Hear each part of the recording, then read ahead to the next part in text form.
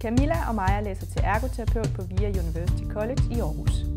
Lige inden de skulle i gang med deres bacheloropgave, var de i praktik i Afrika. Her arbejdede de frivilligt i 6 uger på Kikuyu Hospital, der ligger i udkanten af Kenyas hovedstad Nairobi. Den største patientgruppe, som vi så på hospitalet, det var de der ondt i ryggen patienter, især i lænderyggen. Og rigtig, rigtig mange kvinder også havde ondt i lænderyggen. Man blandt andet også kan se, at de går sådan med deres babyer og deres børn på ryggen i sådan nogle bæreseler.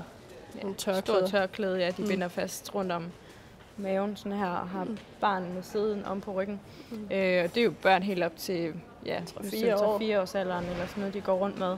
Og det er jo ikke sådan nogle ergonomiske bæreseler, som vi vil se i Danmark. Altså, det var jo helt klart en øjenåbner sådan at se, hvor stor forskel der egentlig er på kenyansk ergoterapi og på dansk ergoterapi. Ja. For eksempel det her med sådan en hjælpemiddelcentral, som jo er noget, som ret mange ergoterapeuter arbejder med i Danmark. Ja. Og det findes bare overhovedet ikke i Kenya. Nej. Men også bare sådan de helt små hjælpemidler, som fortykket greb, eller nogle andre små hjælpemidler, som kan hjælpe i hverdagen. Det findes bare ikke i Kenya. Altså, der skal du tilbage til det udgangspunkt, som du havde før din skade. Fordi de er bare så stadige, de der patienter. Ja, og det oplevede vi jo også der, hvor vi var. Altså, at der var bare ikke ret meget at gøre med og arbejde med. Der var ikke ret mange hjælpemidler at bruge i genoptræningen. Eller, så vi skulle tænke lidt kreativt, når vi sådan, skulle bruge nogle forskellige hjælpemidler. Ja. Eller skulle træne nogle forskellige ting. Det er meget innovativt, den måde, man tænker på, når man skal træne med patienterne. Fordi genoptræningsredskaber, det eksisterede ikke rigtigt. Og dem, der var, de var til salg. Ja. Så man vidste aldrig helt, hvad man havde at gøre med.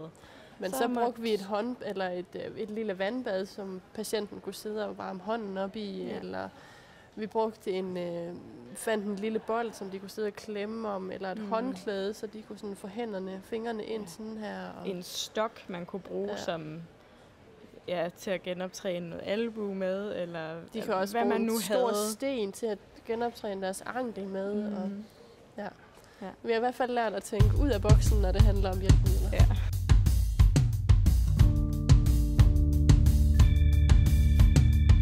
Men så en af de weekender, hvor vi var på tur, der var vi ude ved Lake Naivasha og ude at sejle. Og kom ret tæt på sådan en kæmpe flok flodheste, der lå. Lidt for tæt. Ja. Men når man kommer så tæt på dem, 2 til 3 meter fra dem, og de ligger der, og de gaber med deres gigantiske mund. Ja. Og man har hørt alle de der historier om folk, der bliver slået ihjel, blevet angrebet og sådan noget. Så sidder man måske og rykker sig lidt i båden og tænker, jeg vil gerne lige sidde lidt tættere på dig. Tæt på.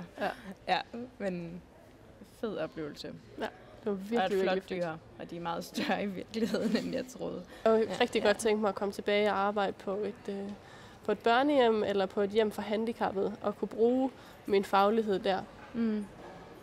Ja, jeg kunne godt tænke mig at komme tilbage og arbejde på sygehus.